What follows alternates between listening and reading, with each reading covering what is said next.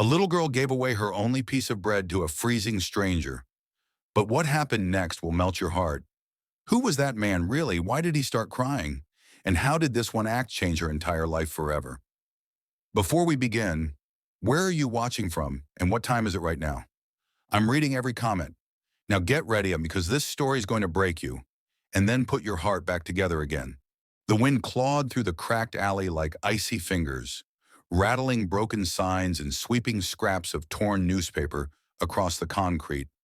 While Emily pressed her trembling body against the rusted trash bin, shielding her shivering brother beneath her threadbare coat that barely clung to her bony shoulders. Noah whimpered, teeth chattering as his small hands clutched her waist, and she whispered gently into his ear, "Just a little longer, baby. I'll find something." Though her voice cracked with both hope and desperation, because their last meal had been a bruised apple 2 days ago, and her own stomach felt like a hollow drum echoing fear. Headlights passed without slowing. Strangers looked but didn't see, and still she scanned the street for even a crumb, until her blue eyes caught the glint of a paper bag on a bench near the bus stop, half covered by a plastic bottle and a gust of snow. She didn't hesitate, jumping to her feet, carefully lowering Noah back against the wall, then sprinting toward it like it held gold, dodging a crow that cawed and swooped in the same moment, both of them hungry. But she got there first, fingers trembling as she picked up the bag, opening it slowly as if it might vanish. And there it was, a half-eaten sandwich, the bread stiff, but still whole enough to save her brother from another night of crying. Gently, she sat on the cold bench, breaking off the bitten part and hiding it beneath the bag, then warmed the cleaner half between her numb palms before walking back, each step feeling like triumph and shame all at once, because no child should ever feel proud of finding someone else's trash for dinner. Noah looked up with glassy blue eyes, and when she handed him the larger half, he smiled weakly, hugging her waist with gratitude so pure it almost broke her, and she bit her lip to hold back tears. Until, from the corner of her eye, she noticed movement. A man had taken a seat at the far end of the bench. Tall and silent, shoulders slumped beneath a wrinkled gray hoodie that didn't match his polished, expensive shoes, his hands red from the cold, rubbing together with the same hunger she'd seen in Noah's eyes just hours ago. Something about him made her pause. He didn't belong here, and yet he looked just as lost as they were, just as invisible. Noah had already taken a bite, chewing slowly like it hurt to swallow, and Emily glanced down at her smaller portion, then back at the man, her mind racing. Was it foolish to offer it? Dangerous even? Or was it the right thing? The kind of thing her mother would have done. The kind of thing her mother had done before she faded away, whispering, "Never let poverty kill your kindness."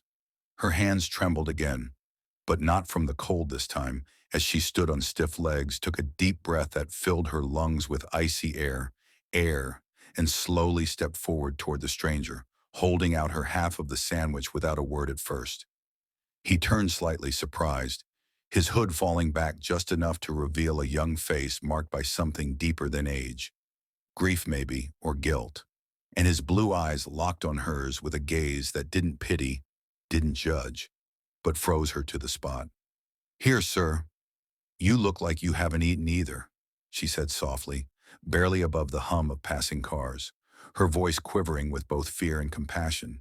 And for a long moment, he didn't respond, just stared at the tiny girl holding out the only food she had left like it was the most normal thing in the world.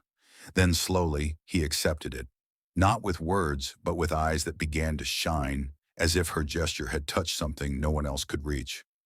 She didn't wait for thanks, didn't ask questions, just turned around and walked back to her brother, heart thudding in her chest because, for some reason, that moment had felt heavier than the entire day. And as she sat beside Noah again, pulling him into her arms, she didn't know that behind her, the stranger had lowered his head, tears silently trailing down his face as he watched the two siblings huddled in the dark. Because that little girl had done in 5 seconds what no boardroom, no bank account, no executive meeting ever had.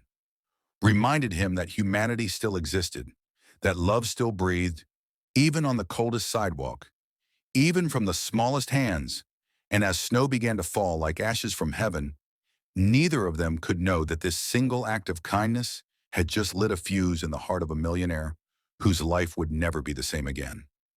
That night, Logan Hayes sat in the silence of his luxurious penthouse, surrounded by glass walls that overlooked the glittering skyline. Yet he felt suffocated, not by the air, but by the echo of a little girl's voice and the haunting image of her trembling hands offering him the last of her food.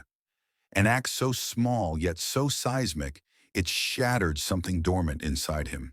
He poured himself a drink, but it tasted hollow, just like the life he'd curated around power, prestige, and polished isolation.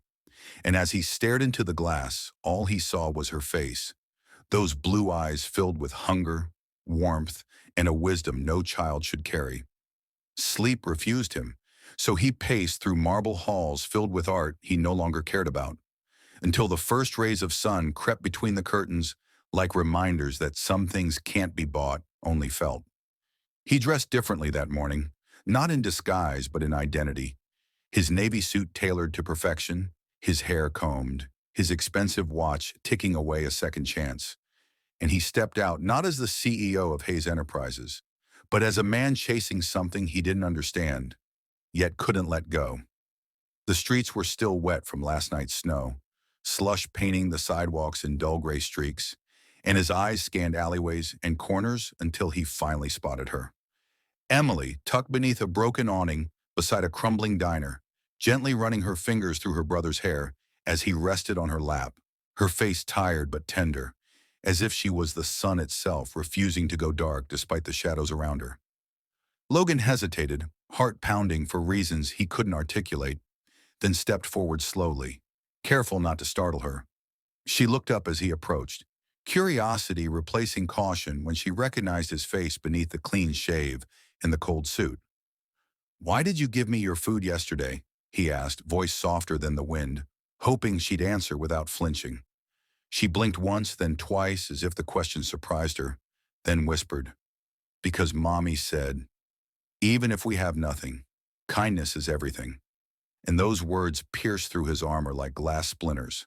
His breath caught, shoulders stiffened, and he felt something crumble behind his ribs. Not from pain, but memory, because he'd heard those exact words long ago from someone he once called Mom, whose voice had become a ghost inside him. He sat down slowly, ignoring the wet concrete, watching Emily cradle her brother like he was the only treasure left in her broken world. "Where are your parents?" he asked gently, though he already feared the answer. And Emily's eyes drifted to the horizon before she replied, "Mommy went to heaven last year. Cancer took her, and Daddy just stopped coming home one day." Logan swallowed hard, fists clenching on his knees because the word cancer was a scream in his own past, and the phrase "stopped coming home" was a scar he'd buried beneath boardrooms and billion-dollar mergers.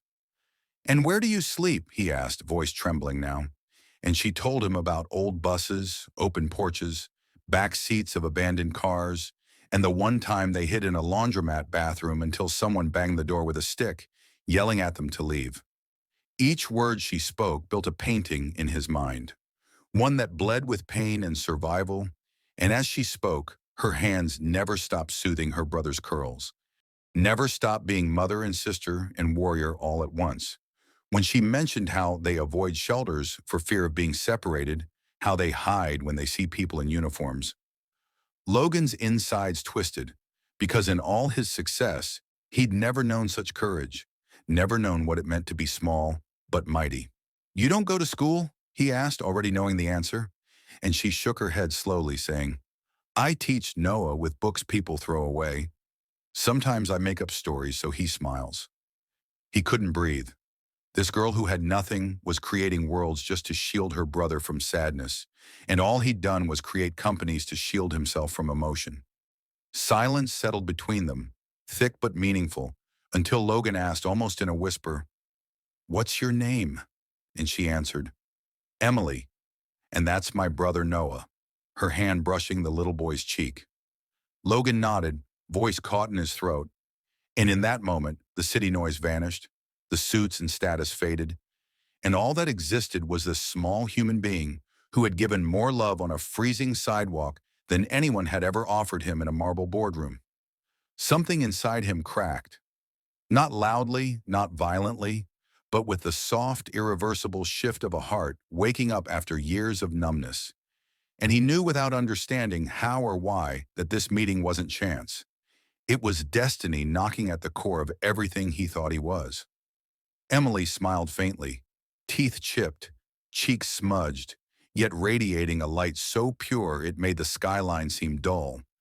And as she leaned over to gently kiss Noah's forehead, Logan realized he hadn't just met a girl. He'd met a mirror, a messenger, a memory of what it meant to be human before the world told you not to feel.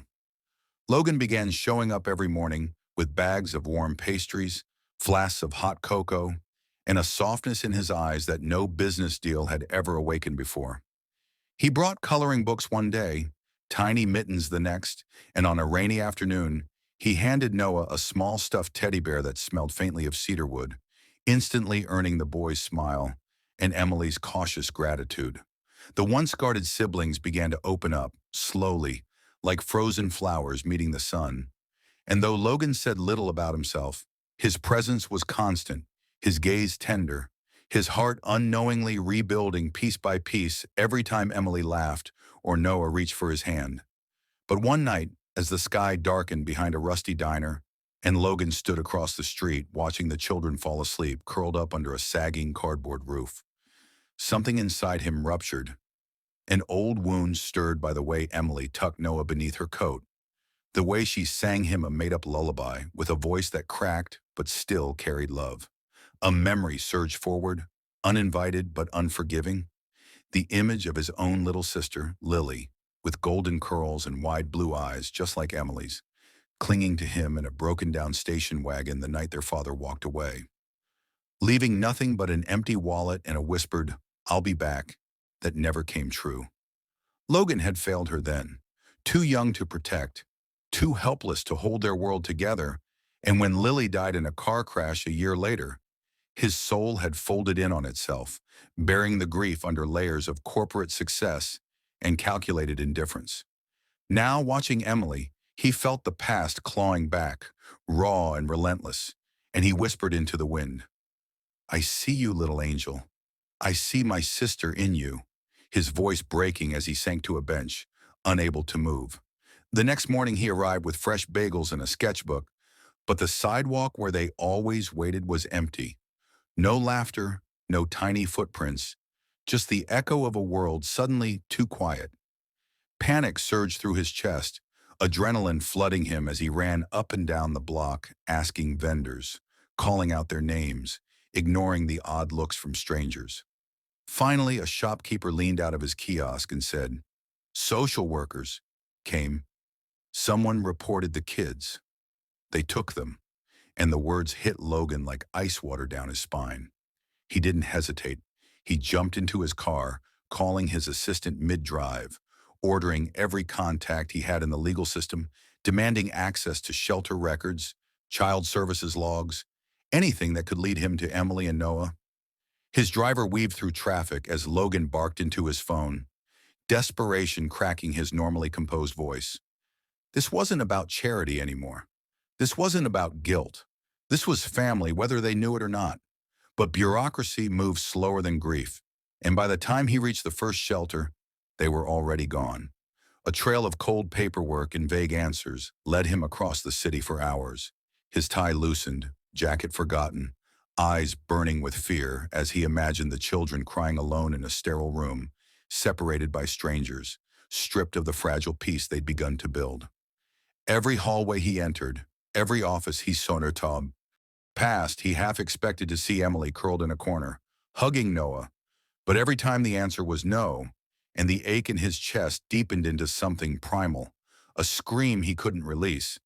Finally, a kind receptionist whispered that a file might have been transferred to a downtown office, and Logan stormed through the double glass doors, demanding to speak to someone in charge, his CEO badge still earning obedience even though his soul felt shredded. When they handed him a folder marked Emily Dawn Harper, his hands shook as he opened it, expecting names, dates, maybe relocation info. But instead he found something he hadn't imagined. A photo clipped inside, yellowed with age, showing a young woman holding a baby girl. Logan stared at the picture, heart hammering in disbelief, because the woman wasn't a stranger. She was his mother, unmistakably her, wearing the same locket he'd seen around her neck until the day she died. And the baby girl in her arms wasn't Lily. It was someone else, Emily's mother. Time stopped. The office around him dissolved into silence, and Logan staggered back a step as the realization crashed down like thunder. Emily wasn't just a child he'd met by fate. She was family, the daughter of a sister he never knew existed, a secret buried by time and pain and his mother's silence. He sank into a chair, breath gone, throat tight, whispering to no one. "She's mine. She's my niece." And the words left him shaking as he clutched the photo to his chest, the truth unraveling everything he thought he knew. Because now it wasn't just about saving her, it was about belonging. Logan stood frozen, clutching the faded photo in his trembling hands as the truth shattered every wall he'd built inside his heart. Emily wasn't just a child he tried to save out of kindness or guilt. She was blood. She was legacy. She was a piece of a past he never knew existed, a hidden fragment of his mother's life, quietly buried beneath pain and circumstance. The room around him spun as he stared at the photo. His mother, so young, smiling despite the exhaustion in her eyes, holding a toddler girl with golden curls and familiar blue eyes. The very same eyes now alive in Emily's fragile face. It didn't make sense at first, but the dates, the name, Harper, his mother's maiden name, all fit like puzzle pieces finally snapping into place after decades of absence. He fell to his knees in the child services lobby, not caring who watched. The grief, the shock, the sheer emotional weight of it all dragging him down like a tidal wave, crashing into shore. And as he stared at the tile floor, he whispered through clenched teeth, "She gave me her only food, and I had no idea she was my niece." Rage flooded his veins. Not at Emily, not at his mother, but at the silence, the secrecy, the lost years that could have been filled with birthdays, school plays, and laughter echoing through the halls of the mansion that now felt unbearably empty. Within moments, he snapped into action, blood pounding with purpose as he stood tall, voice sharp as glass as he demanded names, case numbers, and locations from anyone who would listen. The kind worker who had handed him the file tried to calm him, but Logan's patience was gone. He wasn't a billionaire CEO anymore. He was a broken uncle on a mission to reclaim what had been wrongfully taken. Phone calls blurred into meetings, emergency court filings lit up his phone like fire, and he summoned lawyers like soldiers, commanding them to move faster than the system had ever allowed, because every minute Emily and Noah spent apart was another crack in the innocence they barely held on to. The idea that someone had separated them, two children who clung to each other like life rafts, made his stomach twist in fury. He stormed through government buildings with fury in his eyes and heartbreak on his tongue, brandishing Emily's file like a sword. And when one cold bureaucrat told him to wait until Monday, Logan leaned in, eyes blazing, and said, "You think I built a billion-dollar empire by waiting?" Doors opened quickly after that, and by nightfall, he was sitting with a family court judge, sliding the photo across the desk like a sacred relic, explaining the connection, the discovery, the heartbreak, and the urgency of what this reunion meant, not just for him, but for Emily and Noah, who had already lost too much. He described her kindness, her bravery, how she had given him food with no idea who he was, and now he vowed to return that gift with something bigger: security, family, and unconditional love. The judge listened, moved but cautious, promising a hearing within days. And Logan didn't sleep that night. He stayed awake staring at the photo, wondering how his mother had kept this secret, whether she was protecting him or herself, and why fate had brought Emily to that sidewalk instead of any other. He imagined her tiny hand holding Noah's, walking through unfamiliar doors, scared and alone, and his chest ached with a pain deeper than loss. It was guilt for not finding them sooner, for living in luxury while his own family slept on cement. Morning broke and brought with it new hope. His legal team had located the foster homes where Emily and Noah were placed, separate neighborhoods, separate families, and Logan nearly tore the car door off its hinges racing to the first address.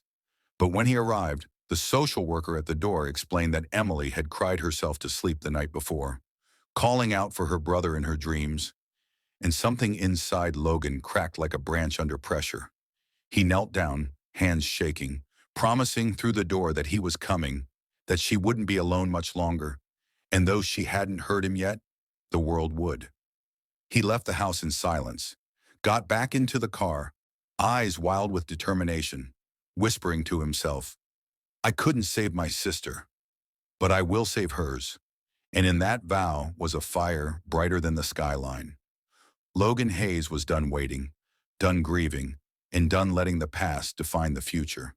Because now he wasn't just chasing a child, he was reclaiming a piece of his soul. The sky was overcast, and the scent of spring rain hung in the air as Logan stood on the edge of the gravel path outside the foster home, his hands trembling not from fear, but from a hope so raw it made his chest ache. The door creaked open slowly, and from the dim hallway, a small figure emerged. Emily, wearing a borrowed sweater 2 sizes too big, her golden curls slightly tangled, eyes scanning uncertainly until they locked on his face, and in that instant, time ceased to exist. She dropped her backpack, feet pounding against the concrete, as she ran full force into his open arms, her sobs tearing from her like waves crashing after a long storm.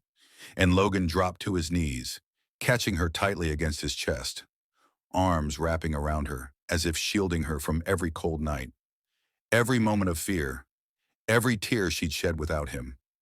"You came back," she cried into his shoulder, her small hands fisting his lapels like she feared he might vanish again. And he pressed a trembling kiss to her forehead, whispering through tears he didn't try to hide, "I'm not just back, baby girl. I'm never letting you go again." She leaned back slightly, eyes wide with disbelief, confusion flickering beneath the relief, and asked in a voice so fragile it cracked, "But why?" Logan cupped her face, wiping a tear from her cheek, and his voice quivered as he answered, "Because you're my family, Emily. Your mommy, she was my sister, and that makes you my niece." Her lips parted but no words came, only fresh sobs as she collapsed into him again, this time with the weight of understanding, the overwhelming safety of belonging, of finally being someone's again. Behind them, a social worker discreetly stepped back, moved beyond words by the reunion, and Logan scooped Emily up in his arms like she weighed nothing, like she was everything, cradling her against his heart as if trying to make up for every lost year in a single embrace. They drove in silence at first, Emily's tiny fingers wrapped around his thumb, until she whispered, "What about Noah?" And Logan smiled gently, tears still clinging to his lashes as he replied, "He's waiting for you at home, your real home." As the mansion gates opened, Emily's eyes widened at the sight of the sprawling garden, the rows of flowers, the swing set already installed, and most of all, the boy running toward the car with arms outstretched and a squeal of "Emmy" on his lips. She bolted from the car before it even stopped, tackling Noah in a hug that knocked both of them to the grass, their laughter echoing against the stone walls like music. Logan stood back, watching the reunion with a lump in his throat, every boardroom victory and financial milestone paling in comparison to the sound of 2 children giggling freely under a sky that no longer looked so heavy. Inside the house, bedrooms had been prepared. Emily's painted in soft lavender, with shelves of books and stuffed animals. Noah's filled with trucks, superheroes, and a tiny nightlight shaped like a moon. That night, Logan tucked them in himself, reading from a storybook with a voice that cracked on the soft parts, brushing Emily's hair back as she whispered, "This feels like a dream." He kissed her forehead again, saying, "Then let's never wake up," and switched off the lamp, leaving the door slightly open, just like she asked. In the days that followed, their laughter became the rhythm of the home. Pancakes on the kitchen floor, bedtime forts made of designer sheets, and quiet moments on the balcony where Emily would rest her head on Logan's shoulder and whisper about her mother, about the memories she was afraid to lose. Logan listened to every word like scripture, slowly piecing together the missing chapters of his sister's life. vowing silently to honor her through love, not legacy. He filed every legal paper required, stood before the court with tears in his eyes and his hand over his heart as the judge declared the adoption final, making what they already knew official. He was theirs and they were his. He hung the photo, the one that changed everything, above the fireplace, placing Emily's drawing of their new family beside it, a crayon masterpiece of three stick figures holding hands under a giant yellow sun. Guests who visited the mansion no longer commented on the art or the architecture, but on the warmth, the laughter, the joy that radiated from its halls like sunshine through stained glass. Emily, once a child who gave away her last piece of bread, now learned what it meant to receive without question, to sleep without fear, to grow without limits.